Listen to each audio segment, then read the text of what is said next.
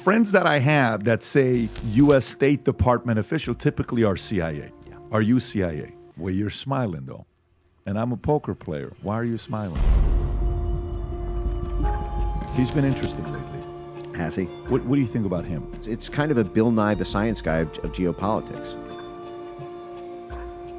You had a problem with early voting drop boxes. You had a problem with electronic voting machines or voter tabulation issues. That would be a terms of service violation, and either your post would get flagged, you'd get deboosted in the algorithm, your account could get suspended. All three pillars of the Blob: diplomacy, defense, intelligence, State Department, DOD, CIA. He was the coordinator of those three things. Who was the biggest name in that? This is not a banker. This is a blob apex predator. Is there anything wrong with hiring people like this? Now you have White House policy to maximize what's best for BlackRock. 72% of Ukrainians use Telegram, a spy in every Ukrainian's pocket.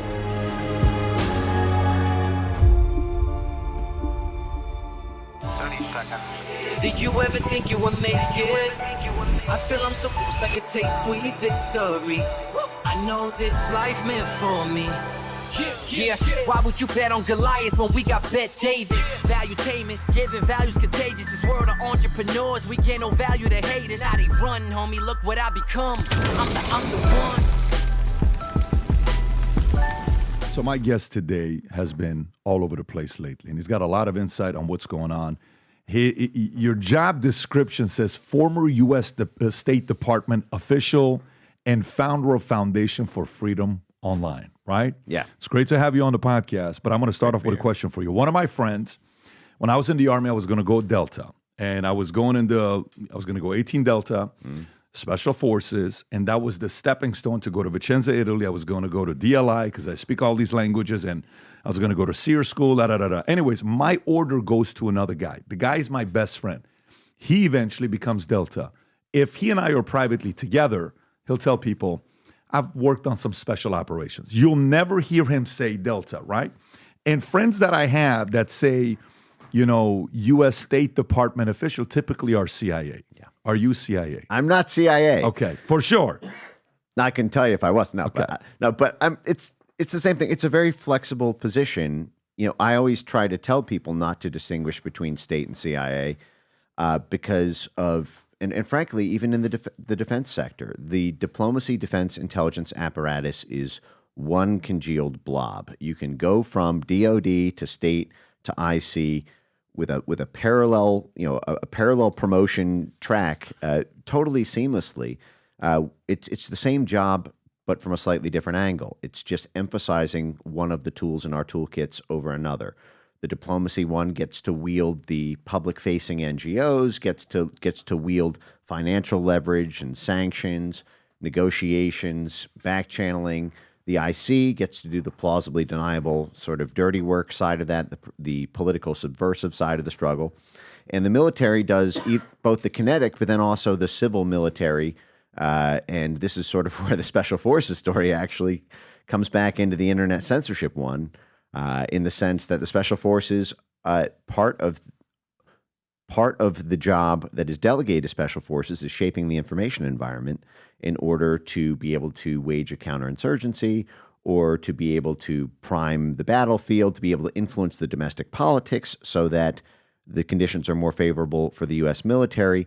And so the Special Forces have played an increasingly large role in some of the operations around censorship of the internet. Okay, so Mike, what do you know a lot about? Meaning, if I talk to Dorian Yates, he can talk muscle, bodybuilding, mass. If I talk to John Jones, technical, fighting, opponent, who goes against who? Dana White, promoting, marketing, there's specialties on who you talk to, right? What do you know a lot about? Internet censorship. Internet censorship. Okay, and why do you know a lot about internet censorship? Well, I've been on this for, 8 years, every day, day and night, breakfast, lunch, dinner. I started off as a corporate lawyer. I was working in Manhattan at a large law firm. I was doing corporate mergers and acquisitions and hedge funds and sort of a a weird twist of fate, I guess, kind of turned me onto the threat of social media censorship in 2016 during the Trump running for president the first time around. And, I think it just connected. So I observed some things very early as a lot of this apparatus was being formed that I think maybe I still try to self-reflect on exactly how this journey got to the stage that it's at. But I had a weird experience playing chess as a kid with AI censorship. With AI chess tools sort of being able to overtake humans. And I sort of lived through that Gary Kasparov Deep Blue thing. And when I saw AI censorship tools being developed in 2016 and that they were being developed by people associated with the State Department, the CIA, and the Pentagon, I was trying to tell all my friends during the 2016 Trump run for office that this was going to do to free speech in the West what Deep Blue did to the psychic soul of the chess community when he beat Gary Kasparov. And everyone thought that was too fanciful at the time. Benz, you got to prove it. And so I set about the process of, pursuing a book and a documentary and trying to prove it. And then the process of proving it turned into essentially a calling. And then I worked for the White House. I was a speechwriter and a sort of tech policy advisor. And then I went to the State Department. I ran the cyber desk there, which put me, basically right at the intersection of big tech, big government, and big censorship. And so I've sort of present at the creation of this, chronicling their every move, and then I sort of became a character in the story I was writing, and then I started FFO, just basically a civil society free speech watchdog after I left office.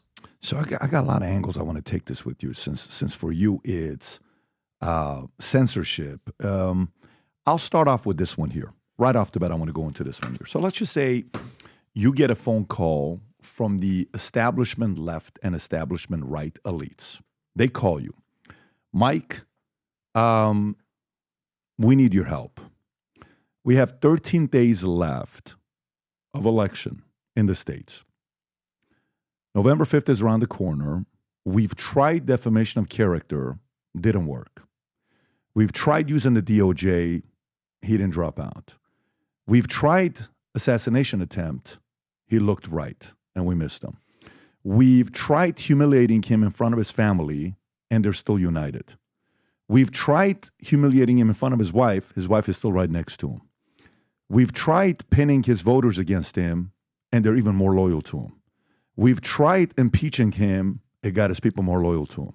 We've tried arresting this guy and doing a mugshot thinking that was it because he'd be the first one. He used it against us, and his popularity went higher. We try to deplete his savings with all the lawsuits that we put together. He's still there. We've tried every single thing that we've done, okay? We used the pandemic as a way to shut down everything in a creative way. Whatever. Let's just say they didn't, what happened in 2020, that worked. However, we can't use that now. We need you to think like Dr. Evil. If you're able to figure out a solution for us, again, being a devil's advocate here, you have a get out of jail card for the rest of your life. Okay, let's just say they're going to offer that to you. Obviously, for you, it wouldn't work. Anyways, I'm just saying, play that part. To think how the opponent or the enemy would, use a way to prevent him from winning the next 13 days, what creative tools is left that they haven't used yet? Oh, well, there's so many. I mean, some of them are on the censorship side, but I would say at this point with Elon firmly at the helm of X and with Zuckerberg actually loosening a lot of the censorship techniques and actually firing a lot of the established back channel connections that the Blob, this sort of DOD, IC, State Department and financial stakeholder complex that's against Trump is driving at, with those options being a lot less than they were 4 years ago, even though they're trying now through these international regulations like this EU censorship law, and they're planning to do this in 140 countries now. It's insane, but sort of a side story. I actually think the most direct threat, the thing that they are planning to do, is easiest to understand through the lens of an organization called the Transition Integrity Project, which was set up by this individual who was a former high-ranking Pentagon official with a CIA blue badge, who organized exactly what you talked about. The former head of the DNC, Donna Brazile. Yeah, that's the one. And if you run a search on my X handle for TIP, I can walk you through the actual screenshots showing this absolutely diabolical plan that they had for 2020 and that they've already wargamed for 2024. But if you put in BLM, it'll pull up some of these screenshots. Or maybe if you refresh or something, sometimes it takes a minute to. Yeah, so let's see. If you scroll down, you'll see. Okay, so that's one of the screenshots right here, where so in this simulation they had Donna Brazile, the former head of the DNC, part of your scenario, and Michael Steele, the Never Trump former head of the GOP, who are both a part of this war game. And you'll see who personally role-played Joe Biden in this 2020 election coup simulator war game was none other than John Podesta, the Hillary Clinton campaign manager, who was then promoted to run the largest slush fund in the entire federal government of the Biden White House, in charge of $375 billion in climate funds, personally role-playing Joe Biden. So if you keep scrolling, actually, I'm going to show you exactly what I'm talking about. And this is, I think, going to be shocking to a lot of people if you haven't seen this before. But scroll down. Okay, so that's the thread right there. So if you, and there's a whole thread around this. But if you just click that image, I'll just show you what this is. So here's what happened in June 2020, just about a week after the George Floyd protests broke out in Minneapolis. A gaggle of high-ranking military, CIA, State Department, and political insiders all met in Washington in order to wargame a scenario in which Trump lost the election but clung to power. So they contemplated the need for a way to overthrow his government, to basically do a counter coup in case he did a coup, if he clung to power, if he used the military, if he just didn't respect the election results. And they ran 4 simulations around this. One of these was called a clear Biden win. The second one was too close to tell, but the third one was called clear Trump win. And they wargamed how to get Trump out of office, even if he legitimately won the Electoral College. And make no mistake, this entire thing was 100% never Trump. The appendix at the back of it was called How to Stop Trumpism After Trump, meaning even after they defeated Trump, how do you eliminate Trumpism from the GOP? Now, here's how diabolical this plan was in 2020. So 13 times in the 17-page document, they call for a need to take to the streets, to control perceptions of public legitimacy, to censor the internet so that perceptions of a Joe Biden illegitimate presidency would be minimized. At the time, they were already contemplating that the only way Joe Biden could win would be through what they called the red mirage blue shift, that Trump would win on election night, but it would be a red mirage because it would shift blue as mail-in ballots were counted and states would flip. And they knew that this was going to cause havoc in the minds of Americans because nothing like this had ever happened, where you have multiple states flipping overnight, people popping champagne the night before and then waking up and finding actually their opponent is present. So they wanted to pre-censor public conceptions that Joe Biden's victory would be illegitimate.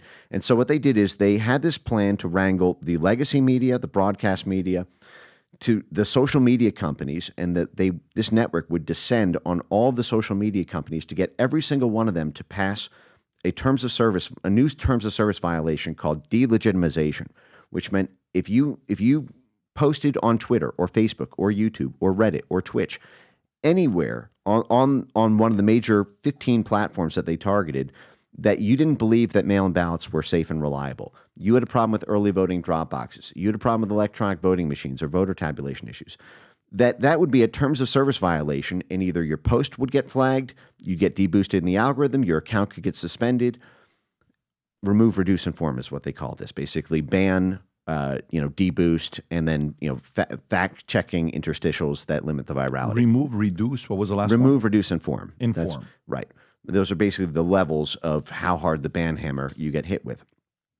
And what they did is they got a direct partnership this is one of the groups that was operating sort of parallel to TIP, was a group called EIP, the Election Integrity Partnership. They had a formal partnership with the Department of Homeland Security, and they targeted tens of millions of tweets. They said, 2.5 million or something for Stop the Steal. They bragged on tape about setting up the tech platforms to be able to take stuff down quickly. They did an Who bragged autopsy. on tape? When you say they, who are the they? Election Integrity Partnership? It was a consortium of 4 different outside entities. Because What was DHS, the biggest name? Who was the biggest name in that well, recording? the technical lead was the Stanford Internet Observatory, who just got its plug pulled by Stanford after all these scandals. But the most significant was the Atlantic Council of these 4. The Atlantic Council has 7 CIA directors currently serving on its board of directors. Current former number 1 heads of the CIA, 7 of them, all on the board of this one. It's NATO's think tank is how it effectively bills itself. It gets annual funding, over $1 million a year from the Pentagon, over $1 million a year from the State Department, plus money from a web of CIA cutouts like the National Endowment for Democracy. It is basically a military intelligence back channel for NATO to be able to coordinate civilian side changes to laws and society. So another one of those 4 partners was a group called Graphica, which has gotten over $7 million in Pentagon funding. It was incubated in the Pentagon's Minerva Initiative, which is the Psychological Operations Research Center. So this is a literal Pentagon psyops firm. And previously, this same network had done all these training sessions to hundreds of journalists about how to flag Trump tweets. If he just when he tweeted witch hunt about Russiagate, they would train journalists in different predicates for how to argue it should be censored on social media. But what they called for in this simulation was, if Trump were to win fair and square, we can still use this coup power, even if he doesn't. So it's not a counter coup to stop a coup. We'll just do it to coup him out of office, and we'll do it in the following way. We will make the argument that the constitutional basis of the Electoral College is illegitimate. And by the way, you're already seeing that again this year. If folks remember the spate of headlines that you've seen recently in the news, the New York Times calling to torch the Constitution, the Washington Post saying the Constitution is the biggest threat to democracy, the Dean of Berkeley Law School coming out and saying we need to end the Electoral College. This is priming. This is setting you up for the argument that they're going to make if Trump wins fair and square on November 5th. Now, what they did is they said, simultaneous with this legal argument that we are going to argue that the popular vote should determine the election instead of the electoral vote, we're going to destabilize the country and inflict so much pain on people's day-to-day life, so much pain on the governance of the system, that people are going to clamor effectively for the easy way out, which is going to be this popular vote method. And they had a few ways that this war game went through doing that. Some of them involved state secession. California, Oregon, and Washington would effectively secede. They would not respect the federal government, the typical federalism relationship between states and governments. So you would have the governors come out and effectively secede. They would form this alliance. You would have, and very importantly and significantly on screen here, you're seeing a show of numbers in the streets, and actions in the streets may be decisive factors in determining what the public perceives as a just and legitimate outcome. So again, this is right after the BLM riot breakout. Who wrote this, by the way? This was the Transition Integrity Project. This was Rosa Brooks's. She's currently at Georgetown Law, but she was, I think, Undersecretary of Defense or Assistant Secretary. Okay. She was a high-level Obama Pentagon official with a CIA blue badge, according to her own book, and what you'll see here, if you go back and just look at these receipts, because it's so damning, what they say is that they would leverage the destabilization power of racial justice activists, and they just assumed that in this war game, BLM and Antifa and the Sunrise movements would all respond to a quote Biden call to take to the streets. So they presupposed that they would do that, but they said, we did not robustly test this. So in the next 5 months, we need to capacity build them. And this is on another page here, but again, this is all on my timeline. And what they say is we need to build strong ties with these organizations. And then later they say we need to fund them. We need to resource them so that they will be, quote, be responsive to the movement's demands and be responsive to a Biden call to take to the streets. And so this paramilitary street muscle is part and parcel of every intelligence operation that involves a ground-up, people-powered overthrow of a government. There's two ways that you can overthrow a government. You can do a top-down military coup from the generals. And by the way, Rosa Brooks, in January 2017, the first month of Trump being in office, wrote an op-ed where she said 3 ways to get rid of Trump before the 2024 election. This is before Trump's first week had even transpired. 3 ways to get rid of him before the 2024 election. But buried at the bottom of this was a 4th way, which she called for was a military coup, which she acknowledged had never been done in our country's history and would be a black mark on our country's legacy, but it might be necessary to stop Trump, that we might need a top-down military coup coming from a high-ranking military official from the previous administration. But what they call for is the street paramilitary presence to take over federal buildings, to block streets, to block highways, to get the unions involved. And so the whole country would ground to a halt, and people would clamor for the different government in the same way that happens in every CIA coup when you are economically destabilizing the country, when you are surrounding the parliament building with protesters, and when you are making the people hungry and desperate so they will agree to a new government different than the one they elected. This is documented. This is public. It's not like they're shameless about it. Yes. They're not even something that they're hiding from you. They were fundraising off of it. Okay, so this is the tweet. If you can go to it, Rob, from the top, because what we just showed was number 17, part of zoom in a little bit. So this is the thread you put up together. What other part of this do you want to show that shows what else they asked about? Well, there's one, if you go to, there's so much here, but, and it's worth noting that recently Rosa Brooks published, I believe in The Guardian, that one of the things they currently lack right now is this same public protest power that they had in 2020.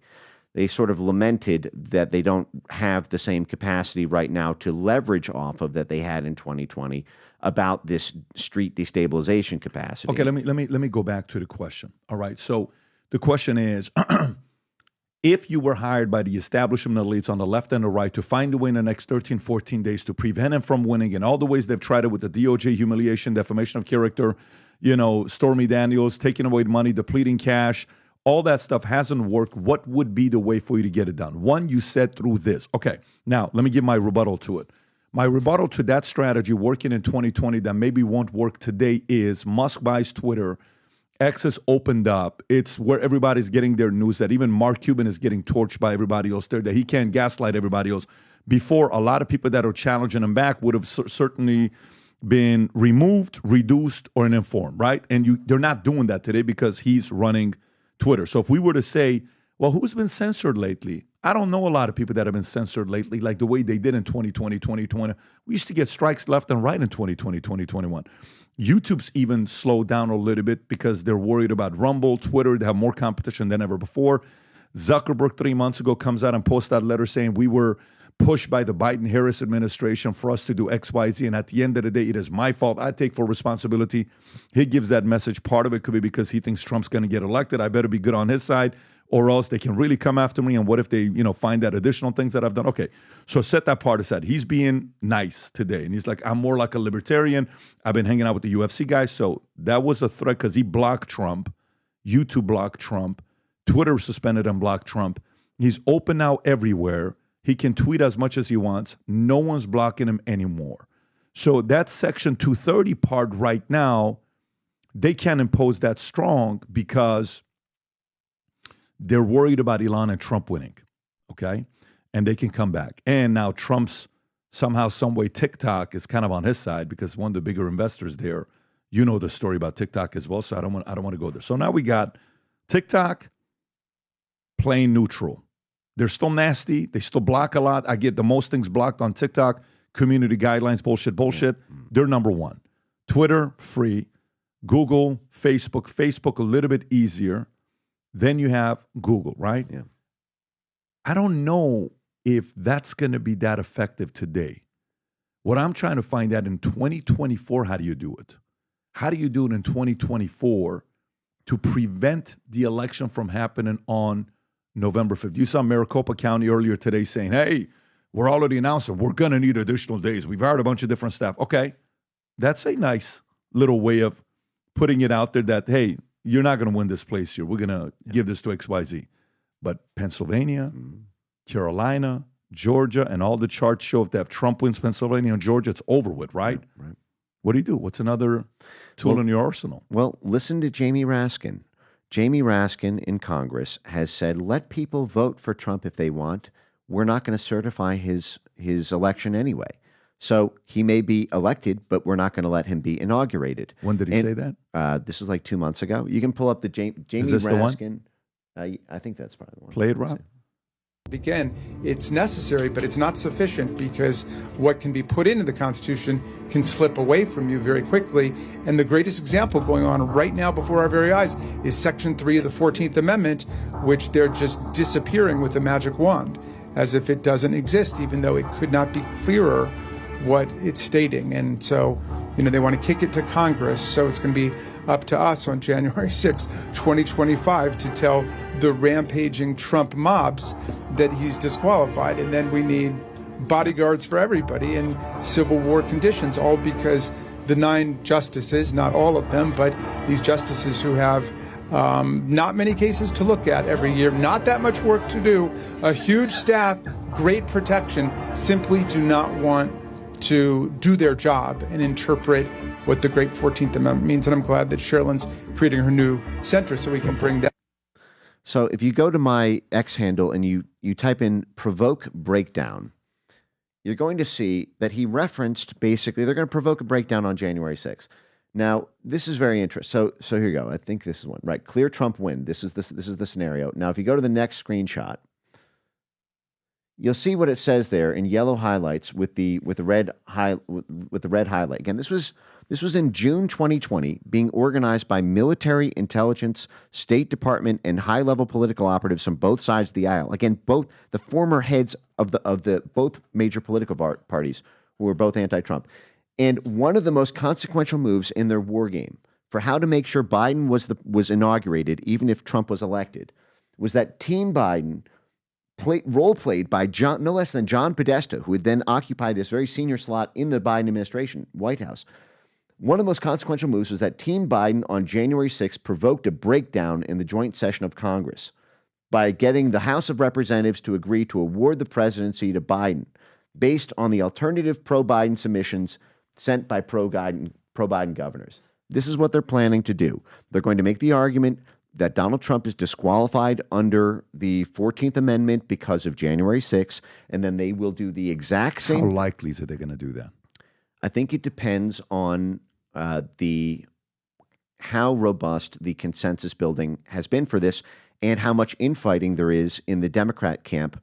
I think that the ire between the Biden and Harris camp has disunified some of these networks that have sort of reluctantly given in to some of the recent Trump momentum. But it's hard to know right now because a lot of these tools would not be played while Biden, Harris is still the occupants of the White House. They would not, for example, deploy street mobilization protests to burn federal buildings or police precincts or put the country in crisis while the person they want to win is occupying the White House. So it's unclear how robust the infrastructure is underneath the surface because they're not going to launch the surface attack until Trump wins an electoral college victory. But this is absolutely what they're planning. And by the way, they tried this in 2016.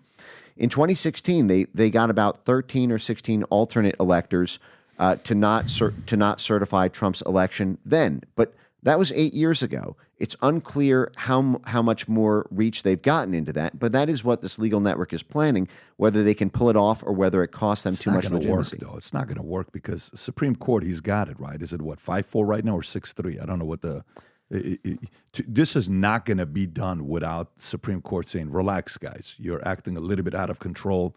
He's the president. Go cry a little bit and you'll get over it. Well, two things on that. One is, remember, it was this Supreme Court which voted 7-2 not to actually hear Trump's questions about the last election, about election fraud. That was Trump's legal team applied for cert to the Supreme Court, and it was 7-2. They voted not to hear the case. So the Supreme Court actually basically did not support, Trump's even ability to air that evidence publicly. And then the second thing is they are simultaneously launching this operation against the Supreme Court. They've opened these sort of ethics probes into into Clarence Thomas. They're reopening, the lines of attack against Kavanaugh. I think part of this is to try to induce sort of tacit personal threats to the family, the stability, the reputation, the legacy of the Supreme Court justices, so that they do not intercede on whatever operation they're going to be trying to run at the congressional level. Okay, so that's one. Let's set that aside. January 26, 2025, we're going to say this. And he said civil war, right? Mm-hmm. Protection, et cetera, et cetera. If they go that route, okay, let's just say they go that route, and they're dumb enough and hate America enough to want to go there and can't stand this guy that much and fear him so much that they want to go there. What happens the 7th? What happens to America? You think the opposite side is going to sit there and be okay with it? Like 2020 will be elementary compared to what's going to happen in 2024, right? Don't you think it's going to be that level of intensity where it goes? I don't know if that's going to die out a day, 2 days, a week, 2 weeks later. What do you think? Well, the issue is these people are specialists in counterinsurgency. So many of these people come from DoD counterinsurgency operations. They come from, the sort of CIA intelligence, insurgency, counterinsurgency world.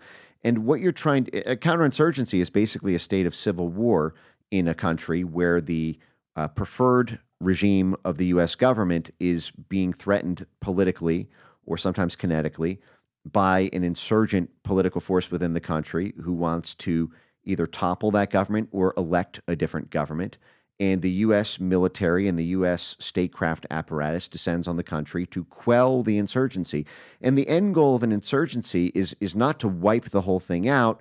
It's to reduce it to a burning ember and to effectively nip the heads of the sunflowers so that nothing can grow that's robust. You can't end the ideology, but what you can do is you can neutralize all of its capacities to convert into a successful political election. And this is what they are trying to do right now. There's something called the 65 Project, which folks may have heard of. This is basically a political black ops hit job operation to disbar all 65 attorneys who had some role in representing Donald Trump's election integrity lawsuits. Rudy Giuliani, for example, just this week was hit with I think a $150 million defamation case just for talking about some election workers, I believe, in Georgia. Had to sell his grandfather's watch. And remember, he was disbarred in the state of New York just for representing the president. The same thing happened to John Eastman in the state of California. If you've got no lawyers, because they've got basically a black ops, political, heart attack gun to the temple of every lawyer who can represent the administration to combat this, then you've got no legal representation. You've got no access to the law. I'm not even thinking about that. You're going to the other side, right? I'm talking about the day-to-day people. I'm not talking about, what they did to Giuliani and what they did to all his people, and they targeted every one of his guys. If you were somebody that was a Trump, support, if you didn't flip on them, they sued you to get rid of they destroyed a lot of people's lives. A lot of people's lives they destroyed, right? I'm talking about the everyday, day-to-day person in America that's voting for this guy, that thinks you guys are out of your mind that you're going to do this to my country. Yep. How different do you? You're a State Department official. How different do you? You've been in it. You were in it in 2016. How different do you think it'll be in 2024, the way those voters react and the way they did in 2020? Well, I think the permanent psychic damage will last for centuries if something like that is done. People will always remember it. But there's a lot of things that you can do as kind of a special operation on the martial law side to contain that, and then use the Justice Department to string up all of the leaders, use censorship techniques to crack down all the means of communicating with each other. This is one of the reasons they made such a big issue of Facebook in ahead of 2020, and why they put so much pressure on Mark Zuckerberg ahead of the 2020 elections, because Facebook was what was being used to coordinate IRL meetups, to coordinate, rally communities, to coordinate, street activity. And this same network descended on Facebook and basically called not just to have Facebook posts taken down, but to have entire Facebook groups. Stop the Steal, for example, was the fastest growing Facebook group in Facebook history. And through the Department of Homeland Security and the Election Integrity Project Network folks and that delegitimization terms of service policy, they got that thing nuked inside of a week. The rise and fall to Stop the Steal group in the short lifespan, it was one of the fastest growing groups in Facebook history and a hub for those trying to delegitimize the word. Yep. The election. Can you go a little lower, Rob? How big was this group? I'm actually curious the number of people. Welcome to the button. An hour later, the group uploaded a minute-long video to its Facebook page, pointing a message. The grainy footage showed a crowd outside Bowling Point, straight and shouting, chanting. Okay, perfect. But here's the difference. Here's the 22 hours later was started, had massed 320,000 at one point, gained 100,000. In less than a day. Okay, but here's the thing. Here's the difference. This won't work. The reason why this won't work is because there's something called X. He's in the way. You can't do nothing with him. You can't. You can't go through him. And right now, the other day, Steve Ballmer's being interviewed. You know who Steve Ballmer's going to give his money to? Can you type in Steve Ballmer, who he gives his money to? If you just go on Google, Rob, and see who's Steve Ballmer, Steve Ballmer's friends with who? Bill Gates. Okay? Developers. Right. So if you look at which political party he gives his money to, Steve Ballmer, can you see it, Rob, or no? Just type in Steve Ballmer, Democrat or Republican. Steve Ballmer, Democrat or Republican. Okay? So, there's some donations for ownership. Steve Ballmer, Democratic Party, since 2015, $7.9 million donation to the Democratic Party. And you know how much he's given to Republicans? $10,000. Rob, I'm going to give you this. Put it up so people can show. That's the one right there. Good for you. Zoom in. NBA political contributions. Ballmer, $7.9 million Democratic Party, $10,000 to Republican. Dan DeVos, Magic, all Republican. Dan Gilbert, both, but more Republican. You got James Dolan, more Republican. You got Jerry Reinsdorf, even Steven. Spurs, you see what it is. But going to Steve Ballmer, he's the $100 billion guy. He's a $130 billion guy. They asked him the question, where do you get your news from? You know what he said? He said X.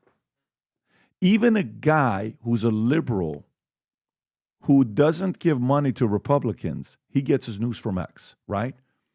The only way, like I'm trying to really go and dissect each of these as a reasonable man who's a business guy that's never been in the Department of Defense, but I study games and manipulation and power and war and all this stuff. You know, some of that was used against me in the insurance industry as an outsider that came in and took a big block of insurance business. Like, who the hell you think you are? They try to get me to lose appointments, defamation, all this stuff. I'm like, it's not going to happen. But then I saw the way they did it, and then boom, eventually I sold the business for a few $100 million, and they were not happy about it. But it's too late by that time because we were able to fight through some of the things that they were doing. Good lawyers, good strategy, sequencing, all of that. I don't think, Mike, that playbook is going to work today because Elon's not going to let that happen.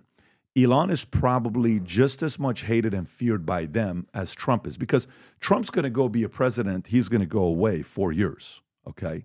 The Trumpism won't, but he'll go away for 8 to 12 years. Musk is 53. He ain't going away for 30, 40, 50 years, okay? And I'm surprised the fact that there's not any stories that we hear about of assassination attempt on him. My concern is the way to go about this is you got to go after him the next 13 days. If you really want to do something, he's the target because he's in the way, not Trump. If you get him, now you can do some stuff because it's a shit show over there, right? Well, there's like 13 different regulatory agencies who are all moving against Musk. Just yesterday or just this week, it came out that one of Adam Schiff's, former chairman of the Intelligence Committee, darling organization, the Center for Countering Digital Hate, CCDH, had in its internal playbook, kill Musk's Twitter. You have entire State Department, USAID, National Endowment for Democracy programs dedicated to killing Elon Musk's X. You have this EU legislation, the EU Digital Services Act, which is now openly, the regulators have openly said they are going to look to actually tax. That's exactly right. Looking to tax. Look that for non-compliance with the EU censorship law, They will go after Musk's other assets, his SpaceX assets, his Tesla assets. Basically, all of Europe is going to do to Elon Musk on steroids what Brazil did initially with the Starlink seizures. All of this has the support of Biden's State Department. This is a crooked operation. I was sort of involved in some of those early negotiations in 2020. This is a very nasty beast. Now, by the way, I'm not arguing that they're going to.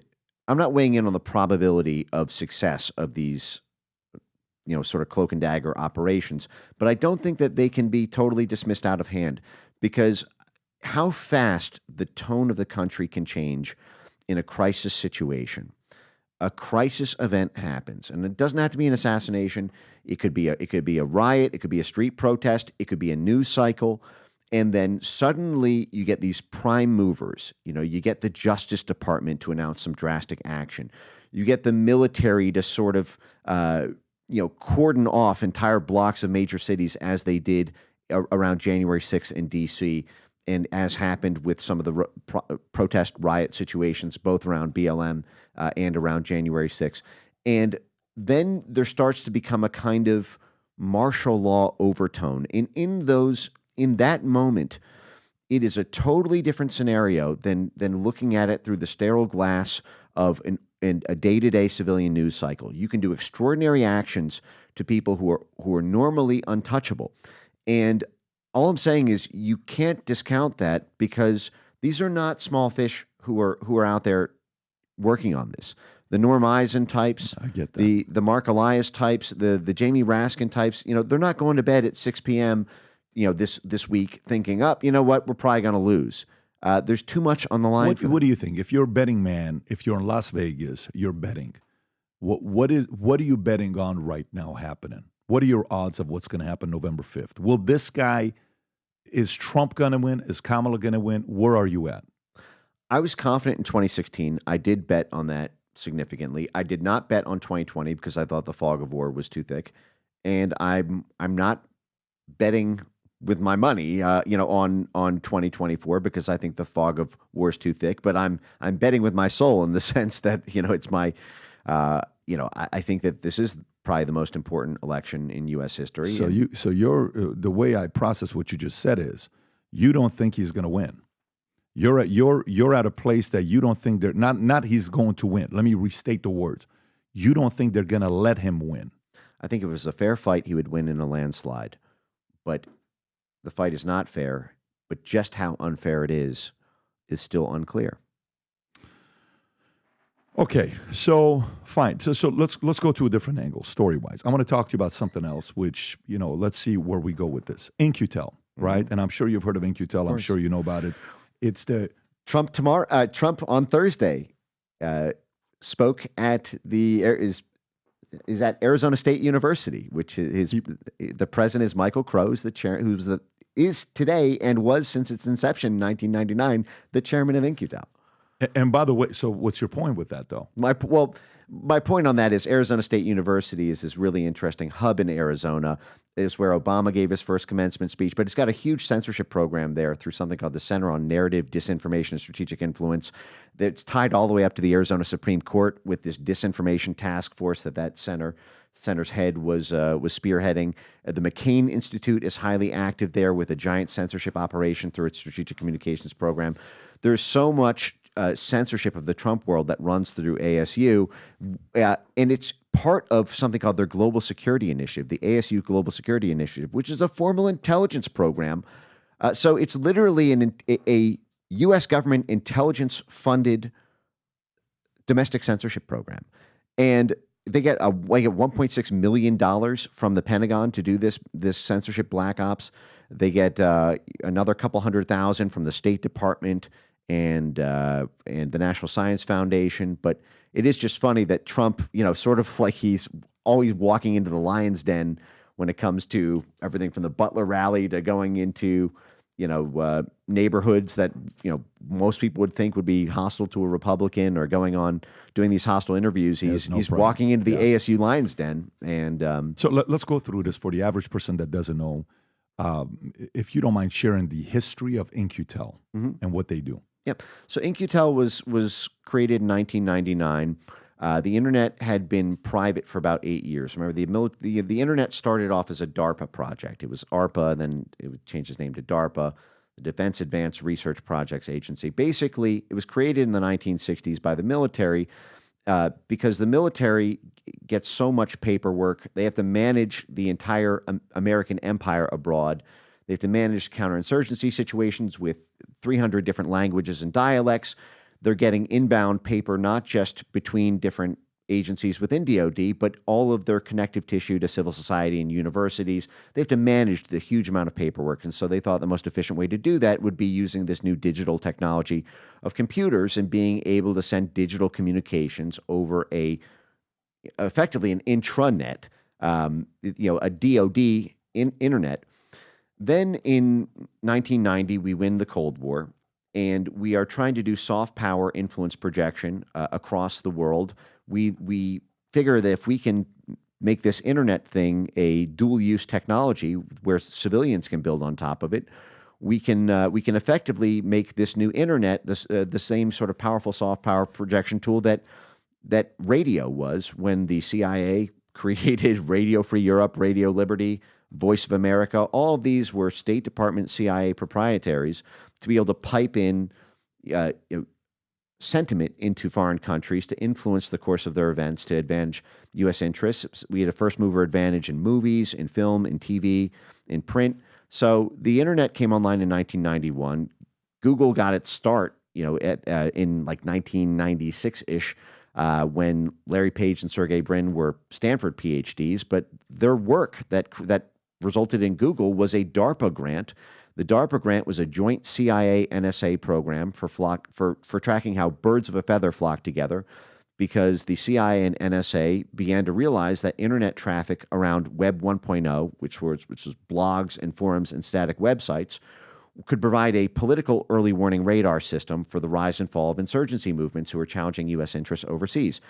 So that's what created Google from 1996 to 1998. 1999, the CIA wants to formalize this. This was during the time of this tech boom, right? You had this big tech boom, and then you had this sort of bust from 99 to 2001. But around that time, the CIA saw how vast these new internet technologies were becoming in terms of their market size. They'd exploded so fast they began to rival big oil within a decade of their existence, where oil had been around for hundreds of years at that point. And so In-Q-Tel was created so that the CIA could basically buy a back channel influence over tech companies by being early stage investors, a venture capital arm. So they would get a little equity stake, but then they would also get the liaison back channel network with all the tech companies that they invested in, so they could be used as assets if necessary. So they could be used as assets if necessary. So if you look at Rob, if you can go to IQT's website, if you just go to IQT.com and you look at maybe it's not IQT, just type in In-Q-Tel and then go to their website. There you go. What is a website about this? IQT.org. Okay, so if you go a little lower, accept the cookies and go a little lower, and you see the portfolio. Keep going lower, keep going lower, keep going lower. Okay. So, no, go back, Rob. Go back. Okay, stay right there. Okay, GitLab. You see Palantir, right? Which, if I'm not, is that Peter? I think it is Peter Thiel. Yeah. Databricks, Advanced Navigation. And I think at one point, In-Q-Tel bought Keyhole, which Keyhole was like the map, right? Yeah. And then Keyhole was sold to Google. Then Google, I think in 04, 03, they bought it. In 04, 05, they turned into Google Earth. Yep. So in other words, Google Earth that we see now was once owned by the CIA and sold to Google. And then the Google, Sergey and Larry, have connection through Stanford, right? Which you were talking about earlier that they came about. When I think about Google and I see what they're, how they got started, between all the other guys, how much you think CIA has access to everything that Google does, access and influence to what Google does?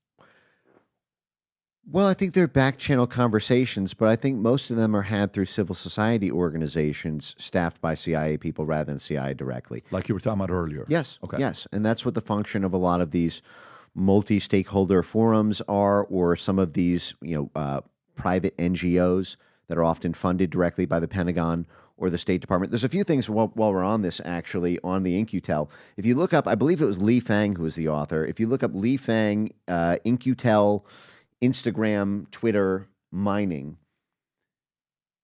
I pointed this out the other day because it's useful. This is because I saw that you had the Global Security Initiative from ASU pulled up, and so this is, and I mentioned they do all this internet censorship work. If you click that Intercept article from April 2016, and this is part of what that is. I mentioned that in the 1990s, the CIA and NSA were basically paying Stanford to fund the research of Sergey Brin and Larry Page for their mining of search engine aggregation results in order to detect what people around the world were searching for and what communities they were forming and what they were saying.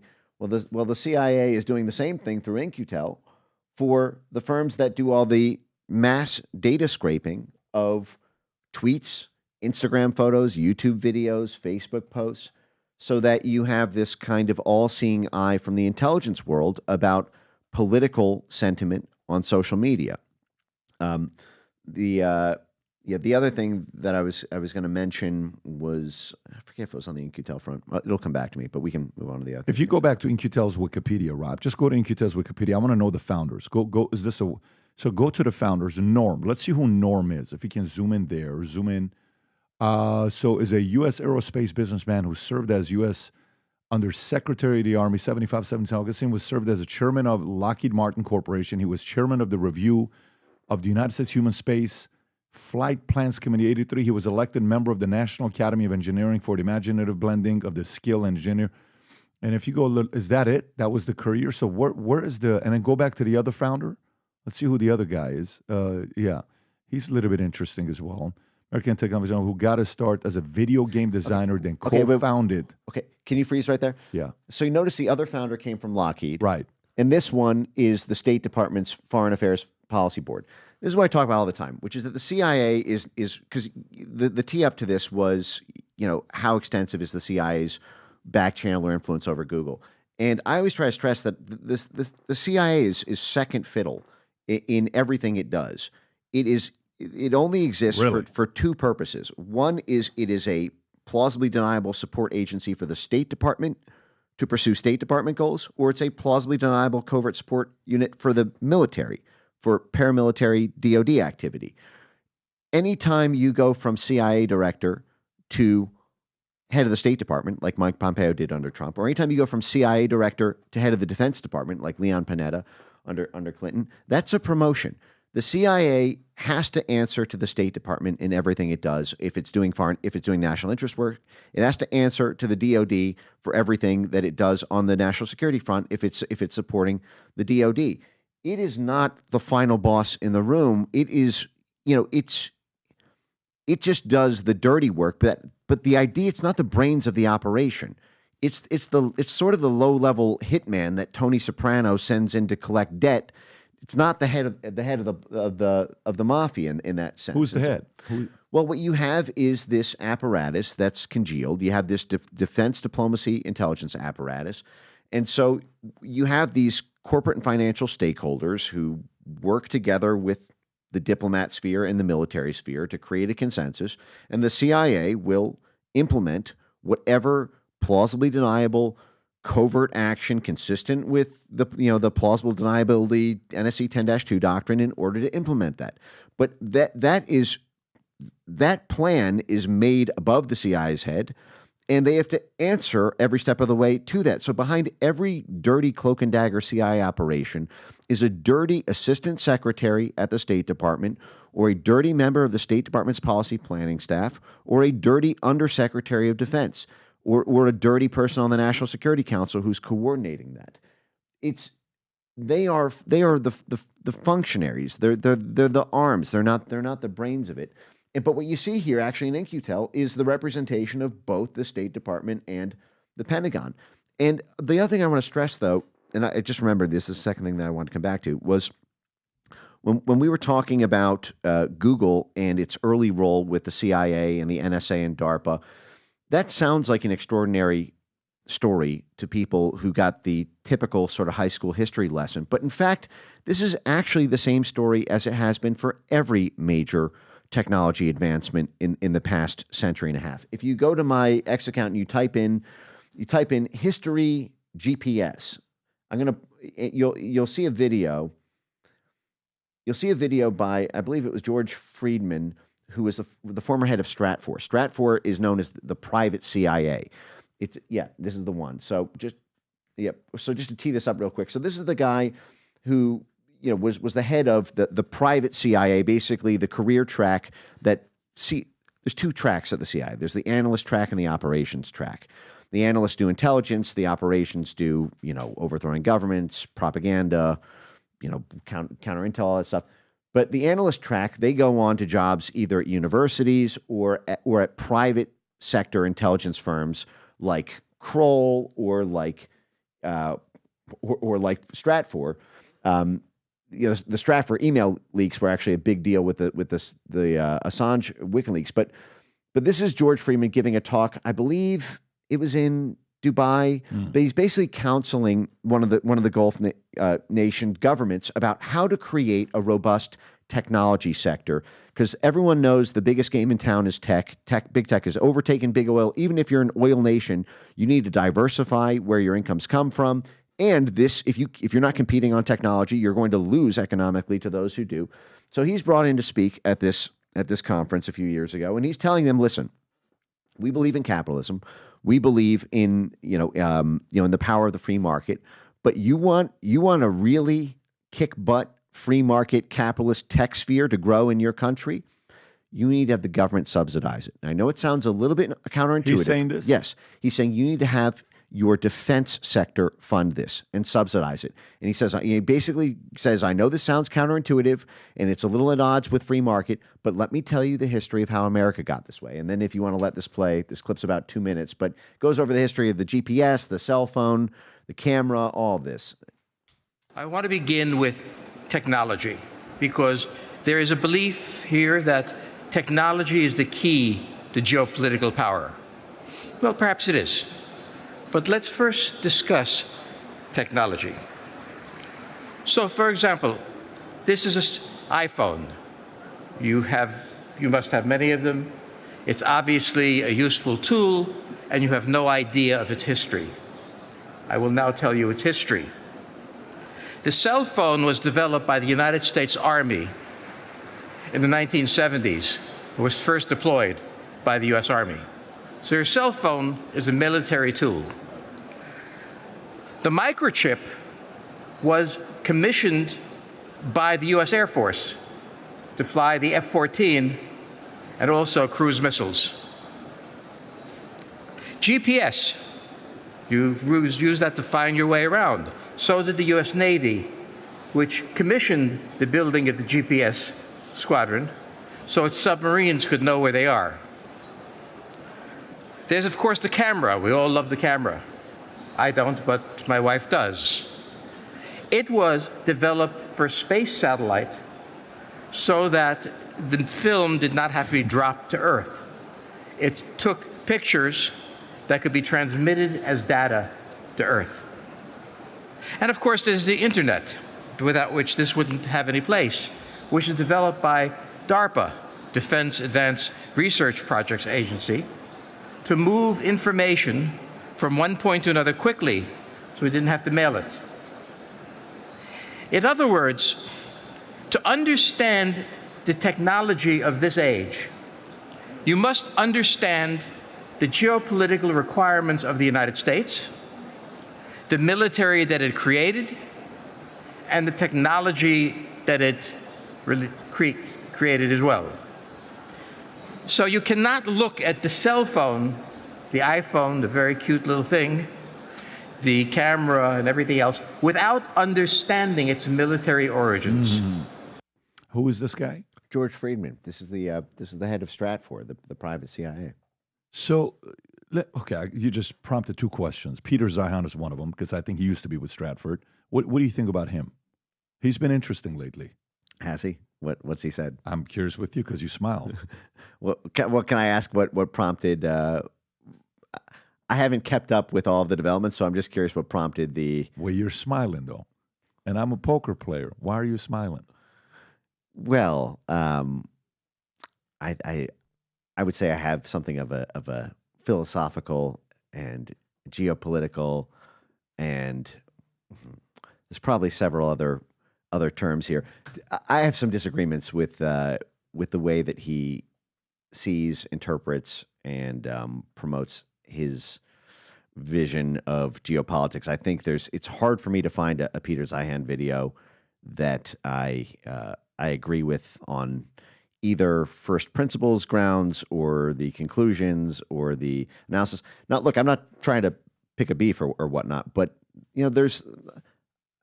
I think I've seen. First of all, didn't he quit Twitter and then come back, and he seemed to be promoting, at least in some soft sense, much of the internet censorship architecture that's been laid down.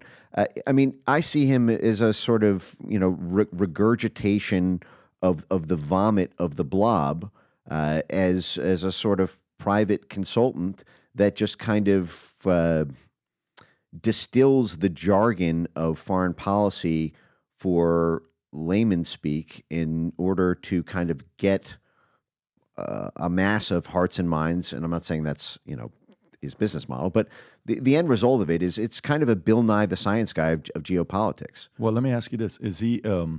So does he give you vibes of CIA or no? He doesn't give you vibes of being connected, or? I don't know. I mean, like I said, a lot of people accuse me of that as well. It's hard to actually be informed in this space without having people in that world who are a part of your network.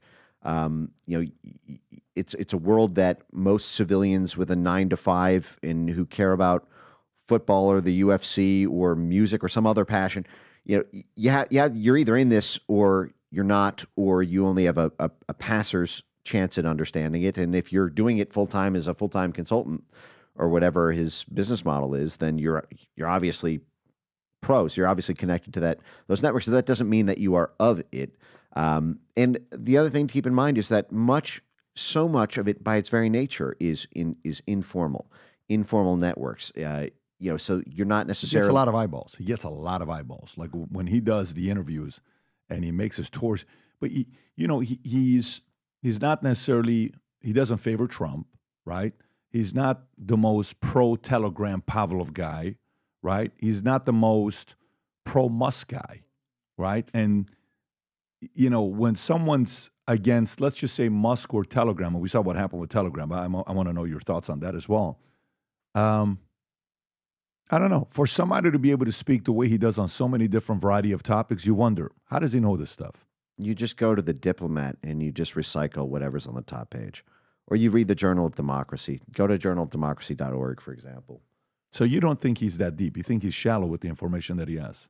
Listen, you're making me pick this beef. I've done it publicly, by the way. If you've seen, I did like a little video on this before. I try not to get into these personal things. But look, and I say this sort of with a little bit of love in the sense that, everyone's trying to interpret the world of geopolitics. So I'm not trying to pick a personal thing, but I think it's actually everything that I've seen, and I'm open to being wrong on this. If someone can show me an insightful Peter Zeihan video, I will Clockwork Orange, keep my eyes open for the whole thing. I will real time do my response to it. But I have not seen anything from Peter Zeihan that I've not already seen at journalofdemocracy.org. It is just a watered down reprint of what the National Endowment for Democracy said 3 weeks ago. Hi, this is Mike Benz. You can connect with me on Connect for any questions that you have on internet censorship, foreign policy, national security, the Blob, or if you want to know what a particular institution is doing that you may have seen or have questions about in terms of its control over the information ecosystem. So connect with me on Connect. Okay, so fine. Let's go back to George Friedman, okay? And George Friedman, you're talking about, he's the what? He's the what is his position there? Founding geopolitical, the chairman of the publishing company, Stratford, right? So he said what he said in that speech. Here's the phone. Here's the camera. Here's the internet. DARPA produced internet so we can mail things to each other faster, right? What did you want me to dissect from his message there?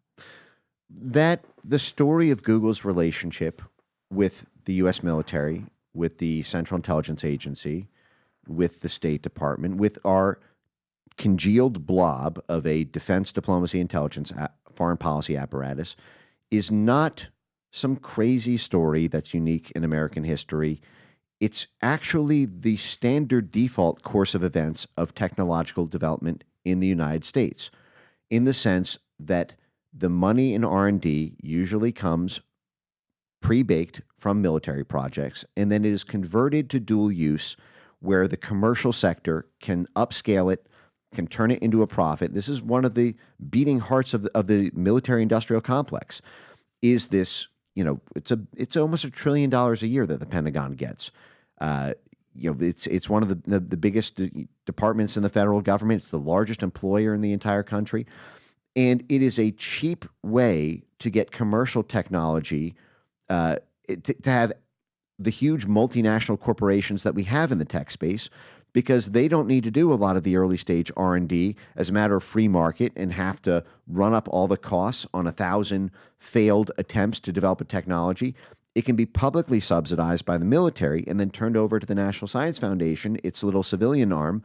And I only use a pejorative phrase like little because the National Science Foundation is one of those pernicious places for internet censorship. They've done in the censorship technology space the same thing as what we just saw with the cell phone, the GPS, Google search engines, and all of that, in the sense that the scan and ban language of AI censorship, the scan and ban capacities to be able to ingest 900 million tweets and then run these sophisticated keyword searches in proximal distance between different keywords in order to micro-target the narrative you want to nuke off the internet. That all started as a DARPA project. When DARPA was trying to manage the insurgency of ISIS and was concerned that ISIS was recruiting on Twitter and Facebook, and so they spent hundreds of millions of dollars developing AI keyword scan and ban technology. And then when Trump won the 2016 election, the National Science Foundation basically took that over. They turned it into a civilian free market of censorship technology, and then no less than the State Department's policy planning staff, color revolution guru Jared Cohen moved over to Google Jigsaw to create basically the world's first AI censorship retail product, which catapulted us into the world we now live in, where every word you say on the internet is being monitored for its toxicity score in terms of how much it violates some blob political shibboleth. And what's his background? He co-head of Goldman Sachs, Global Institute of Goldman Sachs. Yeah, that's what he's doing now. 2020 Partners for Manager Private. So president of Global Affairs, and go ahead. Yeah. So this was a young guy who, and again, I'm not trying to start a personal beef with this, and I can sort of see why he made the decisions that he did, but I think that the fruits of them have resulted in so many of the dystopian shades of life that we now see in terms of the censorship of the internet, at least as it was until Elon freed X and some of the recent changes that Zuck has been making. But Jared Cohen was this young gun who was embedded in a lot of these like Middle East, North Africa, counterinsurgency movements. I think he created movements.org and some of this early stuff in I think the early 2000s. And then he was plucked up to the policy planning staff of the State Department, which coordinates State Department overt action with CIA covert action. And this guy, before I think he was even 30 years old, was he was tapped by the Condoleezza Rice State Department of George Bush, but he was considered, I think, he was kept over by Hillary Clinton in 2009. His big claim to fame there was coming up with this idea of using social media for diplomacy activity. So Facebook was created in 2004, YouTube in 2005, Twitter in 2006. Smartphone in 2007. Jared Cohen gets to the State Department's policy planning staff, which coordinates state and CIA activity, in around 2007. And he looks around and he says, what are we doing running these operations out of U.S. embassies or consulates or CIA station houses? Everyone we want to recruit is on Facebook. is on Twitter, is on YouTube. We can upscale our diplomatic toolkit, our covert action toolkit, our color revolution toolkit by simply leveraging the power of social media. So we need a new doctrine called digital statecraft, or diplomacy 2.0 is some of the branding terms. And this was credited with the crowning achievement of social media diplomacy, the Arab Spring.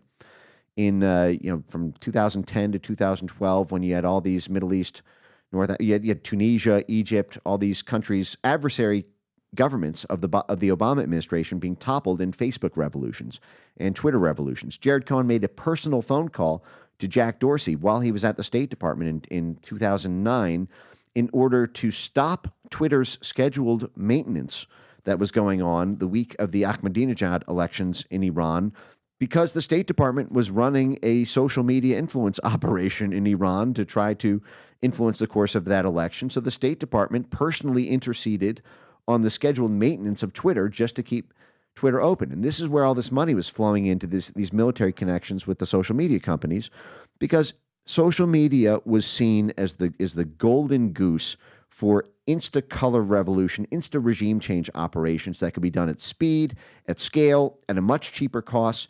You don't need to have 10,000, interlocutors on the ground through a dozen different NGOs in order to mobilize people to take to the streets of the Maidan Square in 2014. You just have a Facebook group which tells everyone to be exactly where they need to be, tells everyone what the slogans are. Everyone can and then you can publicly market off of that because it's a public-facing social media hashtag or a social media, page. We actually funded all these groups with State Department money and USAID money to train them how to use Facebook Twitter hashtags and set up Facebook groups. But then all of this came to a crashing halt when it started to backfire on the foreign policy establishment, when Brexit happened and then Trump got elected on the back of social media. So let me ask this: when Trump got elected the first time, if I have to think like the enemy, your fear is first round, his first term, he's not going to get a lot done. He will, but not a lot done. You can't get him reelected because in the second term, he's really going to do what he's going to want to do because he doesn't give a shit about getting reelected.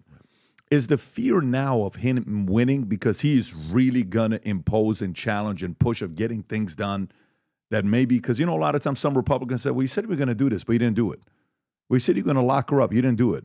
You said you're going to go out. You didn't do it. You said you're going to do that. You didn't do it. Some of the stuff that he said, he didn't do. And the true Republicans are like, what happened with those things? Do you think a part of the fear of the second term is they're sitting there saying, holy shit, if he gets in here and actually learns that he didn't know anybody, the people that he hired, now he actually knows who's not full of shit and who is full of shit and who are the people that are snakes and who is not, because he's had enough exchange to know who you can trust and who you can't trust. Shit, we can't get this guy to get back in here. Do you think that's the big fear? What do you think the fear is with the second term? I think the fear, in a sense, is actually a lot less than that, but it's somehow a lot more than that because it's a lot less than that, which is that they don't need Trump to take drastic action in order to ruin the best laid plans of mice and men, if you will. So we have this big foreign policy blob operation to seize Eurasia. If you look up, for example, Russia, 75 trillion resources, you'll get a glimpse of what I'm talking about here. This has been the great goal of NATO and the stakeholders of the State Department and the DOD since the Cold War. But if you if you just look at this, and you can pull up a graph, I think, in one of these articles, which will just give you a sort of a lay of the land here. Yeah, like something like one of those will probably get you there. Yeah. So you'll see, like, Russia has by far the most natural resources of any other country on Earth. And Russia is also surrounded by a bunch of these ex-Soviet satellite states, everything from Central and Eastern Europe into, the stands. And there has been this NATO expansion operation since 1990. There has been this sort of, you have the military, you have the security alliance, but then you have the political and economic entanglements that bring their economics into the Western economic sphere. That all of this became very fragile in the past. I mean, really started when Putin began to reassert Russian influence over Central and Eastern Europe through gas diplomacy in 2005, 2006, the blowups with Georgia and with other Baltic and Balkan states. There became this big struggle for control over the European gas economy, and also to end Russia's military complex, because Russia is also the reason that we have not been able to invade Syria. They provided the S-400 air defense systems that blocked us from doing air raids against Assad. They're the ones who are providing the small arms to all the African rebel groups who are toppling all the U.S.-backed governments there in Chad and Niger, in the Ivory Coast. They're providing a backstop to basically every major adversary government of the U.S. Pentagon. But they also sit on all these natural resources. You may have recalled Lindsey Graham came out just a few months ago and sort of let the cat out of the bag, where he said, listen, even if you don't care about democracy in Ukraine, the fact is they sit on $12.4 trillion of natural resources.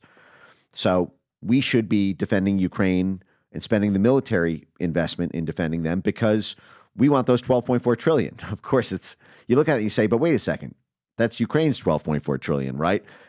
And no, it's because when we move into these countries, we make them our political and economic vassals. It is our American companies or North American allied companies who develop the partnerships. This is what happened, for example, with Ukraine, with Burisma and Naftogaz. Naftogaz is the big state-owned Ukrainian gas giant that Burisma was the feeder into. Well, Chevron signed a $10 billion partnership deal with Naftogaz before the 2014 coup. Shell from the UK signed a $10 billion deal with it. George Soros has been personally leading a campaign to privatize that company and put it into the arms of U.S. investors, so that even though the pipelines all sit in Ukraine, and even though Ukraine's almost its entire economy outside of agriculture, you as Ukrainian citizens do not actually profit from having the gas there, from having the pipelines there, because all of the money is going to investors 11,000 miles away in Washington and in London. But this is the game as it is in Germany. This is the game as it is in Moldova and Latvia and Lithuania and Poland and Finland and Sweden, in Turkmenistan, in Uzbekistan, in Kazakhstan. This is the game to be able to bring these trillions of dollars of assets into the arms of Goldman Sachs and JP Morgan Chase and Citibank and BlackRock and the multinational corporations that serve as our portfolio firms and the trickle-down political insiders who are basically the donees of that complex. But the problem is that is already a very fragile operation, as Russia has persisted with this military operation, and we have been unable to regime change their government. The Navalny, the Pussy Riot operations, none of them worked. It is much harder logistically for us to mobilize against Russia by backstopping Ukraine without drastic escalation. And so the problem is this is very, very, very fragile. And all Trump needs to do to ruin it, and the trillions of dollars of windfall profits and the hundreds of billions of dollars of investments already made, which will be sunk costs if this operation doesn't work, is for Trump to be neutral. That's all it will take for ruining it. It doesn't require drastic action by Trump. If Trump negotiates a peace deal right now between Russia and Ukraine, as it stands, and says, okay, the war is over, no more Russian aggression, but Russia, you get to keep the territory that you've already seized in the Donbass. We're going to respect the Crimean referendum from 2014. All Trump needs to do is accept that as the lay of the land. And you have already dealt hundreds of billions of dollars of damages to Wall Street private equity firms, to London bankers, to multinational corporations, which were all skating to where the puck was going, which was seizing these trillions in Eurasia. And a great example of this, if you go to my timeline right now on X and you type in the phrase aggressively neutral, I'm going to show you what the Biden State Department did to the Prime Minister of Pakistan just 2 years ago. Okay, this is just a funny thing because of Dua Lipa's Atlantic Council Award. But let's see. Aggressively neutral position is the full phrase. in fact, and if you want to find it, maybe the fastest way is you can just go type in The Intercept on search, on just a regular Google search, because I'll show you straight from the source document. The Intercept, type in Imran Khan State Department cable.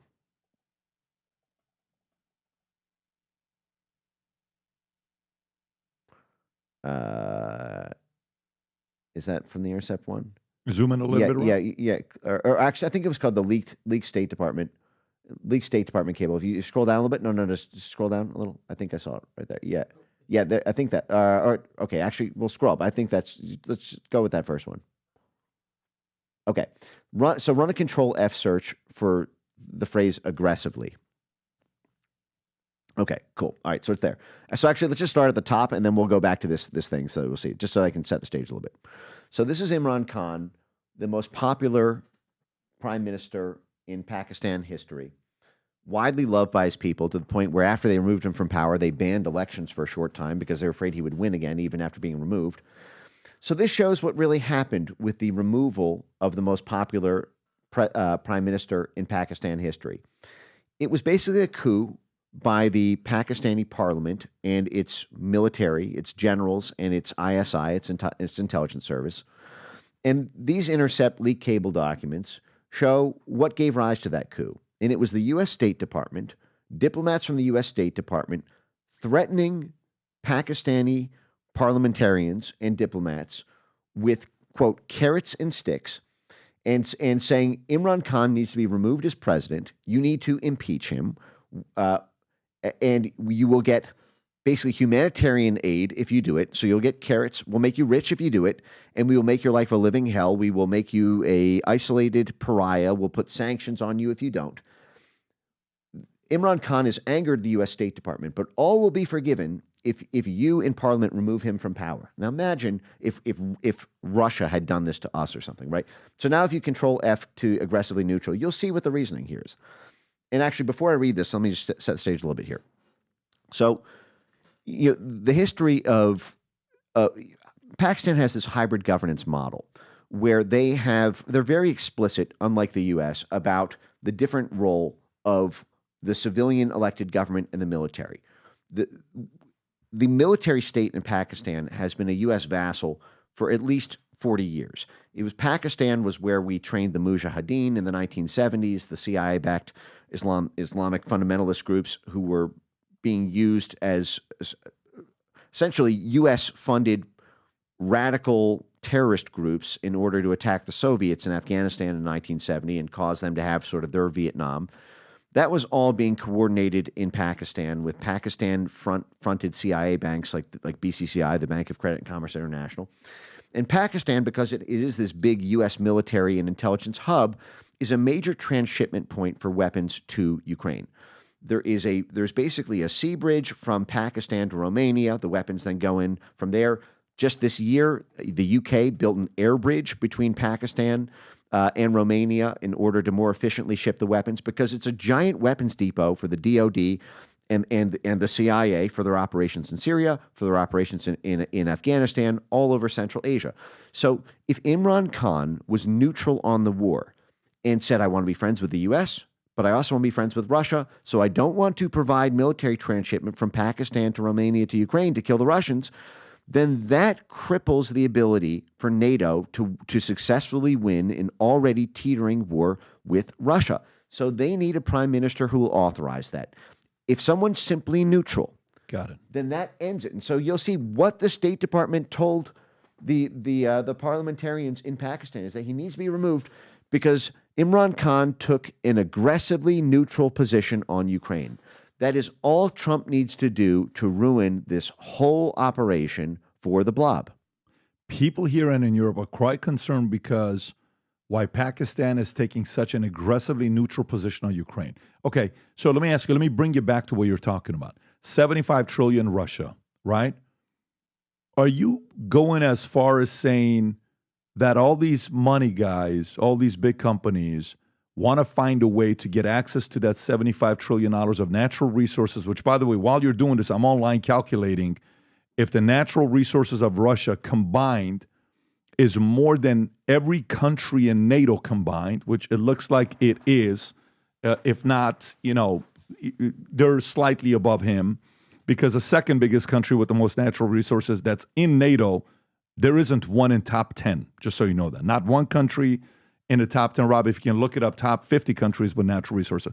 So in order for you to get access to those $75 trillion, it will not happen with Putin. So you got to find a way to replace him, bring somebody in that you select. And once that person's in, that'll give you the way in to get those resources, similar to how they did it with Ukraine, because Zelensky will give you, they're also second, third, and all these natural resources that, Ukraine's got a lot of, things that the world can take advantage of. And they couldn't do with the guy in 2013, 2014, and this was a fall. So the same playbook with Ukraine, the same playbook with Pakistan, they want to do with Russia to get access to the money? Oh, completely. You think that's it? I mean, that's not all of it, but that's it. I mean, in the sense that there are other things that the Blob is concerned about, Western Hemisphere, the rush for Africa, it's not the only thing, but it's by far the biggest. It is the Is that the number one reason? Yes. Yes. And who is the people that want access to that $75 trillion? Well, you should look at, folks can read a great book called Casino Moscow, which is inadvertently about, George Soros and how he went from a millionaire to a billionaire. I mean, George Soros is the largest. Currency manipulation and what? I mean, George Soros went from a millionaire to a billionaire by being effectively an insider trader on NATO, CIA, State Department, DoD operations. When he started the Open Society Foundation in 1979 as a tax loophole for his kids, basically, then Reagan came to power in the 1980s, created this National Endowment for Democracy, basically parked all of the old CIA activities that were banned after the Church Committee hearing into CIA-intermediated NGOs and foundations. George Soros tagged along with that and started basically investing from his New York hedge fund, which was focusing on foreign currency speculation, on the rise and fall of currencies that his foundation was partnering with the State Department and NATO. So he had, 5 years, 3 years, 6 months advance notice on the direction of every currency before he bet on it, because his foundation was getting money from the U.S. government, was liaising, was serving as the incubator for these rent-a-riot mobs, which you can argue were done for a sort of noble purpose if you want to talk about, Hungary or Poland or any number of the revolutions that took place in the 1980s with open society support.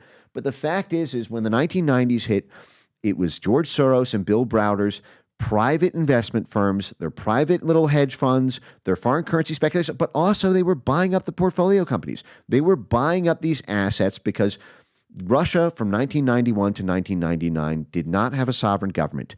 It was the 51st state, just like Ukraine is now, because Boris Yeltsin was the CIA's man in Russia.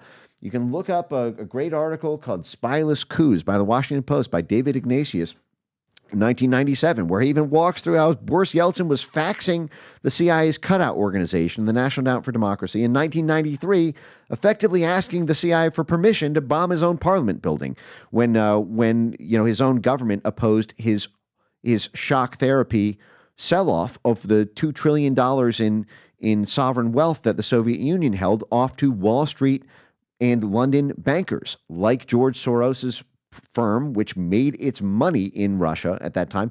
Watch the original Austin Powers movie for how they talked about Russia, in 1995 at that time. There's a great scene where there's a Russian general who appears in the British intelligence lab after Austin Powers gets unfrozen. And, the British intelligence it has to convince Austin Powers, no, Russia is the good guys now, because they were our guys under the Yeltsin thing. Look up, if you want, you can look up another movie called Spinning Boris, starring Jeffrey Goldblum, which is based on the true story of how the State Department, the intelligence services, and Hollywood descended on the Russian internal election of 1996 when Yeltsin was polling at 6% in the vote in order to prop up a drunk, half-dead Yeltsin to win the election that he was losing in order to keep the looting going before the Russian stock market crashed 90% of its value, and Putin arose in the ashes of that, and then turned rogue as many former sort of trusted heirs of the U.S. foreign policy establishment frequently do. Wow. But what I'm getting at here is the high watermark of the U.S. empire. And I don't want to say this pejoratively. I want a U.S. empire, but it has to benefit the American homeland, and this is the big divide right now. But the Francis Fukuyama unipolar moment, the great moment that is our sort of North Star for all of our diplomacy, is the 1990s, when there was no other global hegemon. China hadn't risen economically. Russia hadn't reasserted itself geopolitically or militarily.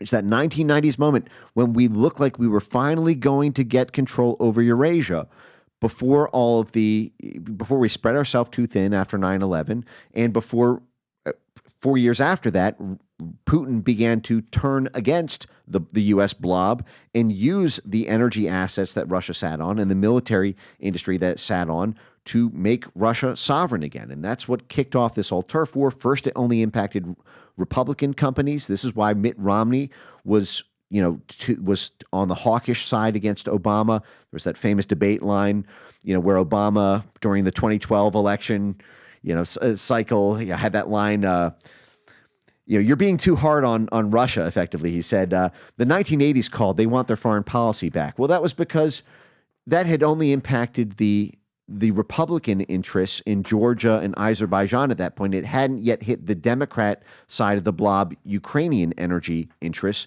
that Soros and that network had all invested in and made these major gas investments in, while gas was the big transition fuel of the Green Revolution.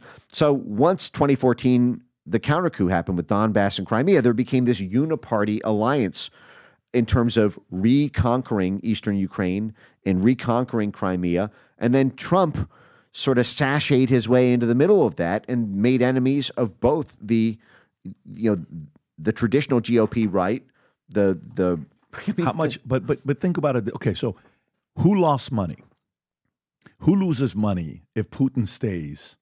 Who loses business?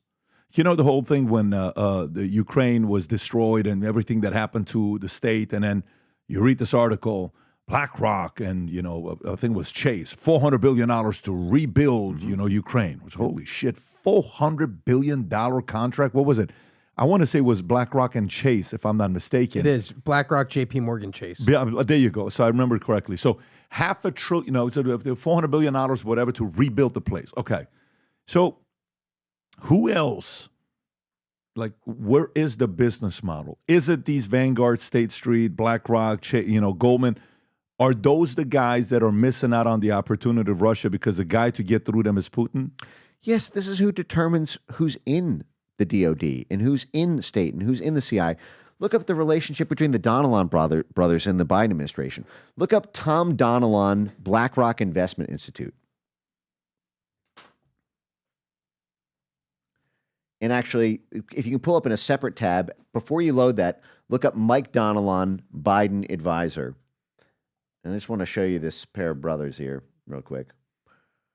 So Mike Donilon is the right-hand man of Joe Biden for basically since the 1980s. He's the inner sanctum of the White House policy advisory and political advisory. Now, Mike Donilon's brother is a guy named Tom Donilon. So if you go over to that tab that we just pulled up, just pull up Tom Donilon's bio. There you go. BlackRock. We'll do that one. So just if you can zoom in so that I can see it and we can just go through this. Okay. So this is the chairman of the BlackRock Investment Institute. This determines where the allocations are made by BlackRock and I know it's a little bit less than the $10 trillion of assets under management because a lot of that is in holding, but it's still effectively billions, trillions of investment dollars. And this is the guy who's the chairman of that. Now, so this is a banker, right? This is a guy who's got thousands of portfolio companies that span everything, right? BlackRock. I want to read this and I want to come to you. So Washington Post called him an advisor to Biden since 1981. He has been described as Biden's conscience, alter ego, and shared brain. Mm-hmm. That's this guy. That's this guy's brother. That's this guy. That's Mike Donilon. So like while Mike Donilon is the shared conscience, the brain, the political shadow cabinet. The brother is in charge of all investments at BlackRock. It's a family business. So, and I want to just sketch this out because this sort of gets to what's at stake and who's driving this here. So you look at this and you say, okay, chairman of BlackRock, well, that's an economic thing, right? That's like a free market, just portfolio companies that happen to be owned by a private equity firm, because they own the copper companies, they own the aluminum companies, they own the oil and gas companies, or at least they have major equity stakes in all of these. Well, what did he do before becoming effectively the top banker at BlackRock? Well, he was the national security advisor to Obama. That's an intelligence job, a defense job, and a statecraft job. He chaired the cabinet of the National Security Principles Committee. He was responsible for the coordination and integration of the administration's foreign policy, intelligence, and military efforts. So once again, all three pillars of the blob: diplomacy, defense, intelligence, State Department, DOD, CIA. He was the coordinator of those three things, and now he is the banker whose job is to profit off of the activities of that battering ram to clear the way for his portfolio companies in order to make sure that they have territorial control over the assets that can be extracted or mined in the region, in order to make sure that the government in place in that country, whether that's Georgia or Poland or Ukraine or Venezuela, make sure that the government there is ensuring favorable commercial conditions for the operating companies, that the export markets are secured for their products and services, and and keep going through it, right? He was previously, he also chaired the Obama-Biden transition at the U.S. State Department. So this is not a banker.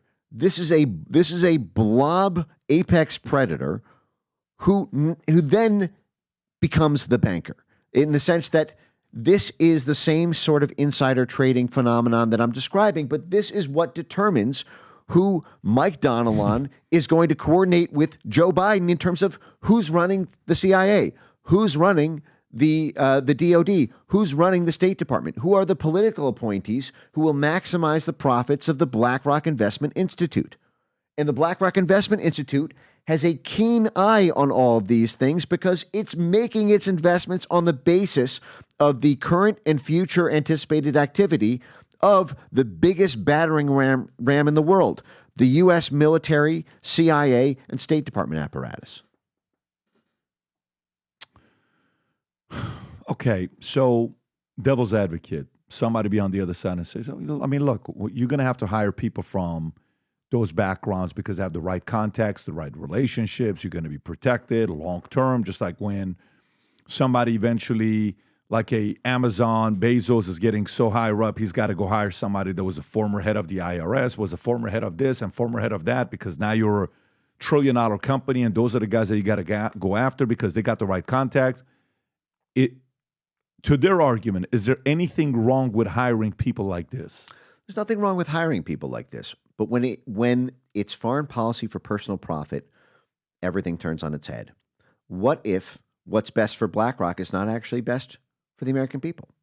But now you have White House policy being formulated to maximize what's best for BlackRock. This is the big divide between the interests of the American empire and the American homeland. I do agree that the empire is a good thing to have and maintain and consolidate and protect and maybe even at times expand. I don't know that we would have had the middle-class jobs that we had in the 20th century. I don't know that we would have had Coke and Pepsi and Walmart and ExxonMobil and all of these things unless we had CIA activity that was creating favorable markets through its political activity, unless we had State Department pressure, and unless we had from time to time military or paramilitary activity spearheaded by the DOD. I don't know that we would have had the economic miracle without that. The issue is globalization, when it hit a certain maturity point in the whether you want to peg it the 70s, the 80s, the 90s, 2000s, at some point, what became good for the empire stopped having a trickle-down economic benefit to the American homeland. Globalization as a new world order. Globalization as in the internationalization of markets, supply chains, and labor. So, for example, we used to have the manufacturing miracle, right? We used to have, everything from Pittsburgh and the steel mines and Ohio and the factories. This manufacturing belt of the heartland became the Rust Belt as multinational corporations began to open up so many export markets in Europe, in Latin America, in Africa, in Asia, that companies started to make more money exporting to foreign populations than to the U.S. It began as we started to influence foreign governments to be able to have favorable operating conditions there. We began to put our factories there, so that you didn't have a regional hub hiring 10,000 people for this manufacturing plant in Ohio or in West Virginia or in Michigan. We're now going to Vietnam or Malaysia or China or a plant in Chile. You started to have the actual people being hired being foreign workforces. Everything was done to maximize total shareholder value, in compliance with this. It's one thing to be unabashed, and I'm a free market capitalist guy. I like dyed in the wool. I still believe in that.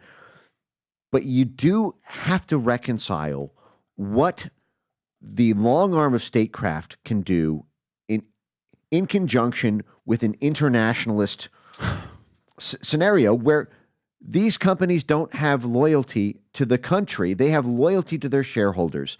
Many times these shareholders themselves are international or they're London-based. And so this rift has opened up where the state, we will give $900 billion to the Pentagon and $50 billion to U.S. aid and, $72 billion to the CIA. And they will overthrow a government. They will take control of a foreign country's media and its parliamentarian system and its judiciary system, and we'll have a whole political institution, vassal state control, and we'll spend hundreds of billions of dollars to do that so that these private multinational corporations make tens of billions of dollars, but we don't get the jobs. We don't get the local factories and regional economic development hubs. But by the way, what's your position with I have few more minutes, and I want to get 3 topics, and let's see if we can do in less than 10 minutes. What's your position on tariffs? Do you have a strong opinion on tariffs other than what we've heard from everybody? Is there a unique position you have? I generally support Trump's reopening of that conversation, and I don't feel too strongly about it because I think it's very case by case. I think that, frankly, the people who are on the anti-tariff side of this equation have basically been laid bare by the Nord Stream situation, in the sense that the idea around tariffs was that we're supposed to have free trade, unfettered, capitalist, arm's length negotiation between consenting parties from different countries. Okay, cool. Why'd you blow up the Nord Stream pipeline? That was free trade between Russia and Germany. It is now open source, reported by the New York Times and the Washington Post, that it was Ukrainian divers that the CIA had advance awareness of. The official story is the CIA knew it was going to happen, but told them to stop. But the message got lost with one of the Ukrainian. Bullshit. We all read that story. Even if you accept that, though, even if you accept the cover story, that means the CIA still had advance notice before it happened, and the State Department came out and said Russia might have done it. Right. Well, the CIA analyst memo is designed for the State Department. So they lied. They blew it up. Yeah. And that's free trade. That's free trade between Russia and Germany. You can argue it's a bad idea for them to do it. You can use diplomatic statecraft intervention tools to try to give Germany a better deal so that maybe our LNG coming from Houston is cheaper than the natural gas coming from the power of Siberia. What a point of view. But we didn't do that. Right. Instead, we blew it up. So if you're okay blowing up whole pipelines wholesale, then you should be okay with tariffs, because it's just a form of big bad tariff. Right? No, it's a blow things up, sanctions, tariffs, right? Blow things up, probably the last one, but that's what you use. In regards to Telegram, he was seen as the guy that was just hardcore freedom of speech, freedom of this, values, principle. Pavel was like respected, loved, 32 employees, built a $30 billion company, whatever the numbers are. You've seen the interview he did with Tucker. You've done stuff with Tucker as well. And then all of a sudden he goes away and disappears. Then it comes out and you read the article. He gave them what they requested. What is your impression or maybe idea of what happened there? It's a blob job. It's the U.S. foreign policy establishment reaching into NATO. There's no way that the U.S. ambassador to Paris did not have advance notice of that prosecutorial inquiry into Pavel months before the arrest was made, and that it did not have at least the tacit consent of the U.S. State Department in making that because they wanted it. Okay, here's a great example, right? So everyone knows that Tucker Carlson's father was the head of Voice of America. Well, Voice of America, along with Radio Free Europe, Radio Free Liberty, were CIA proprietaries from their start. They technically it was turned over from the CIA from the 1950s to the 70s to the Board of Broadcast Governors. This is Radio Free Europe, Radio Liberty. Everyone can look this up. Look up its CIA origins. And then because that looks so bad that it was just our literal spy and lie agency was printing the news, they wanted to preserve the institution, but they simply made it under a private management. First, it was called the Board of Broadcast Governors. Now it's the U.S. Agency for Global Development, but it's still CIA Media. It's still the same network. It's still the same function. It's still funded by the U.S. government. It's still accountable to U.S. Congress. Now, they printed an article 2 weeks or 2 months after Tucker's interview with Pavel, and it's called Telegram. If you look this up, Radio Free Europe, Telegram, a spy in every Ukrainian's pocket.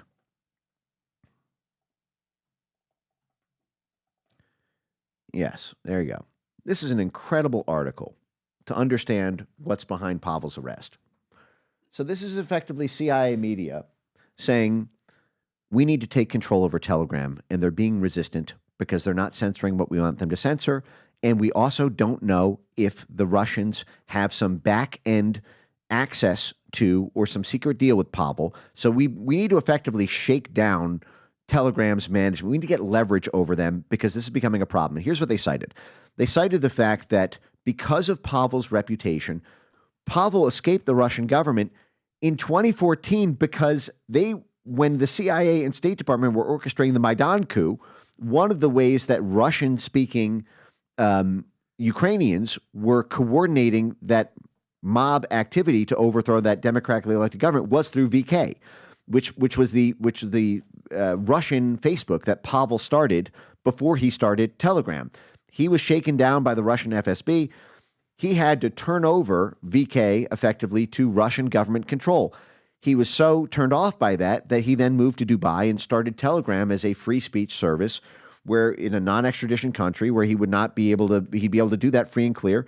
But that was being used to help a CIA State Department operation against the Russians in 2014.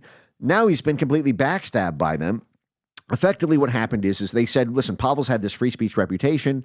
This is one of the reasons that we've relied on Telegram for so much of our statecraft operations.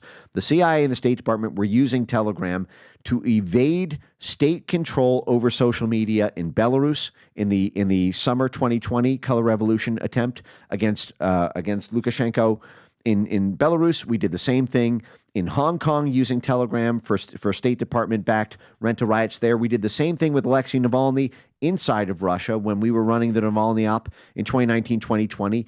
Everyone he was recruiting was Telegram because Russia ran on Telegram. When Russia, after the Navalny scandals, contemplated banning Telegram, it was U.S. NGOs, 26 U.S. government-funded NGOs, basically threatened the Russian government with international sanctions and being a humanitarian pariah state if they shut down Telegram, because that would impede the State Department operation to get Russian-speaking people on Telegram to have a secured, encrypted communications channel to run anti-Russian government operations. The problem is the game changed a couple years ago. So first of all, Pavel allegedly, if you read this article, they go over this, did some bond raise for Telegram where he raised something like $1 billion to finance it, and allegedly some of this financing came from two Russian oligarchs or people connected to Russian oligarchs. So the sort of CIA media here is making the argument that Russia may have effectively bribed Pavel to get back-end access to Telegram, which would be a major, major problem for the U.S. military, because the 72% of Ukrainians use Telegram. The Ukrainian military uses Telegram for its military operations. The Ukrainian parliament uses Telegram for its official. It's basically the official communications channel of Ukraine. Is this it? 2021, after the collapse of cryptocurrency project Telegram raised more than $1 billion in a bond sale among the investors with VTB Capital Company, in which the Russian state holds a majority stake that has been ran by Putin insider Andrei Kostin. And this is the allegation they're making. I don't know if this is true. Again, this is CIA media, so it might be true, might not. But this is what they're arguing here. And mind you, Pavel said on Tucker that he doesn't go to the United States anymore because every time he goes, he's cornered by an FBI agent the moment he gets off the plane because they want to know if Russia has back-end access to Telegram. And the FBI was actively trying to poach his own engineers in order to get a FBI back channel into the engineering back-end code of Telegram. So he said that's why he stays away from the U.S. Now, the other thing they mention here is, again, 72% of Ukraine uses Telegram, including Ukrainian intelligence, Ukrainian military, and Ukrainian government officials, which means if Telegram is indeed broken in terms of its code access by the Russian Federation, that means they were making the argument in this CIA article that maybe that's the reason Ukraine's losing the war.